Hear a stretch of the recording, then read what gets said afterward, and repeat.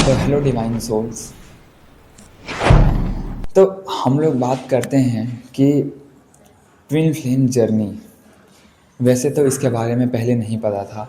जब मुझे भी पता चला तो मैं भी इस चीज़ के बारे में कई सारी बुक्स भी पढ़ी।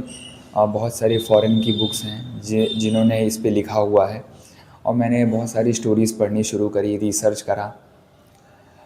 जैसे कि most of the divine masculine होते हैं उनको नहीं पता होता है, लेकिन जो डिवाइन फेमिनाइन होती हैं उनको कहीं ना कहीं डिवाइन ड्रीम्स के थ्रू किसी न किसी थ्रू उनको ये बता देते हैं कि आप ट्विन फ्लेम जर्नी में हो। लेकिन डिवाइन मस्कुलाइन को नहीं पता होता है, मोस्ट ऑफ द लोगों को नहीं पता होता है। जब वो लोग इस जर्नी में आते हैं तो उनके सामने रील्स के थ्रू, वीडियोस के थ्रू और उनके पैटर्न्स के थ्रू या टैरो रीडर से पूछ लेते हैं, तो ऐसे उनको पता चलता है धीरे धीरे। तब ये लोग सर्च करना शुरू करते हैं। तो उसमें सबसे पहले हम लोग यही ढूंढते हैं कि कब हम अपने ट्विन से मिलेंगे, हमें बहुत जल्दी होती है मिलने की। लेकिन नहीं, इसमें पूरा पूरा कंट्रोल आपका भगवान के हाथ में होता है, डिवाइन के हाथ में होता है। इसमें आप कितनी भी कोशिश करोगे नहीं मिल पाओगे। जितना मिलने की कोशिश करोगे उतना ही दूर जाओगे, जितना ही चेज़ करोगे उतना ही पीछे आ जाओगे। इस जर्नी का जो मकसद होता है वो होता है हमें अवेकन करना, हमारे कॉन्शियसनेस को बढ़ाना और हमें हमारे सोल के रास्ते पे लेके आना। और आप देखोगे कि जब हम स्टार्टिंग में पता करते हैं तो हमें कंफर्मेशन भी नहीं मिलता है, जल्दी क्लैरिटी नहीं मिलती है। लेकिन सबसे बड़ा साइन होता है कि जैसे ही आप एक स्पेसिफिक पर्सन से मिलते हो, मिलने के बाद आपको सबसे पहले ट्रिगर मिलने शुरू हो जाएंगे। क्योंकि एक होता है कार्मिक रिश्ता। तो कार्मिक में क्या होता है कि आप बहुत ज़्यादा ड्रेन हो रहे होते हो, उसमें आप अपना एफर्ट्स पूरा डालते हो, उसके बावजूद भी आपको वो रिज़ल्ट नहीं मिलता है। लेकिन इसमें क्या होता है कि ट्विन फ्लेम में वो आपको मिलता है, लेकिन आपको ट्रिगर देगा, लेकिन वो आपको ड्रेन करने की बजाय आपको भक्ति की तरफ मोड़ेगा, अध्यात्म की तरफ मोड़ेगा।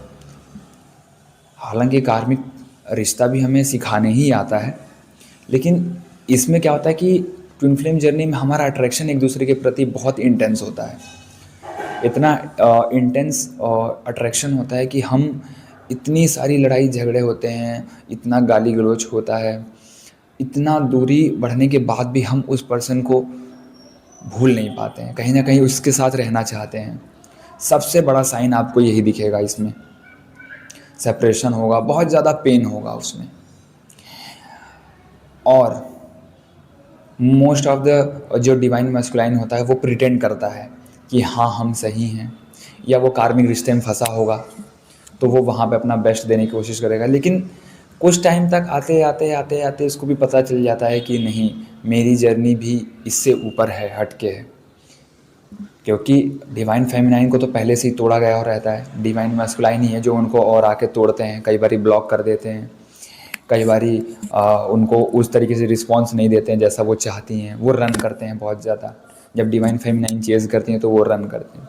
लेकिन जब डिवाइन फेमिनाइन अपनी अवेकनिंग की प्रोसेस शुरू होती है, जब अपनी इनर वर्क शुरू करती हैं वो, वैसे ही आप देखोगे कि उनकी जो एनर्जी होती है वो अलाइनमेंट में आते जाती है, मतलब बढ़ती चली जाती है। फिर वो अपने आप की ग्रोथ पे ध्यान देने लगती हैं। बस वहीं से डिवाइन मस्कुलाइन का जो एनर्जी होता है वो कहीं ना कहीं मुड़ने लगता है, वो भी डिवाइन की तरफ मुड़ने लगते हैं। हालांकि प्रिटेंड करते हैं, दिखाते हैं कि मैं ऐसा नहीं हूँ, मेरे को कोई फ़र्क नहीं पड़ रहा है, लेकिन उनकी आत्मा जानती है कि वो किस तरीके से फील कर रहे होते हैं। क्योंकि कुछ कार्मिक पैटर्न्स होते हैं डिवाइन फेमिनाइन को, तो पहले उनको अपनी ग्रोथ के ज़रिए उसको काटना होता है, उसको हील करना पड़ता है, उसके बाद ही आप इफ़ेक्ट देखेंगे उन पे। जब तक आप अपनी जर्नी को एक सही रास्ते में, सही डायरेक्शन में नहीं मोड़ोगे, तब तक आप उनमें कोई इफ़ेक्ट नहीं देखोगे, कोई चेंज नहीं देखोगे। खुद के चेंज से स्टार्ट होता है दूसरे में चेंज। और यही ये जर्नी सिखाती है कि किसी को चेंज करने से पहले, किसी को अपने पास बुलाने से पहले खुद को इतना ग्रोथ में ले जाना है, खुद के पैटर्न्स को, ट्रॉमास को इतना हील करना है कि सामने वाला हमें चेज़ करे। बेसिकली जर्नी चेज़ और रन का है ही नहीं, ये जर्नी ही स्पिरिचुअल ग्रोथ का है। जब हम चेज़ कर रहे होते हैं तो हम ये समझ रहे होते हैं कि हमें चेज़ करना क्या है, क्योंकि हम जिसको चेज़ करते हैं वो तो मिलता नहीं है। तो हमें चेज़ करना क्या है, हमें किस रास्ते पे जाना है। क्योंकि वो तो हमसे और दूर भाग रहा होता है। जितना कोशिश करते हैं वो दूर जाता है, दूर जाता है, आता ही नहीं है। तब हम मुड़ते हैं भगवान की तरफ, तब हम चेज़ करते हैं भगवान को। और जब हम भगवान को चेज़ करना शुरू करते हैं तो हम अपने आप से मुलाकात करने लगते हैं। हर दिन नई मुलाकात होती है, नए इमोशंस के साथ मुलाकात करते हैं, और वही मुलाकात हमें धीरे धीरे धीरे धीरे धीरे धीरे एक बेहतर इंसान बना देती है, हमारी सोल को प्रिपेयर करती है पर्पज़ के लिए। सबसे पहला पर्पज़ हमारा तब हो जाता है हमें अपने आप को हील करना।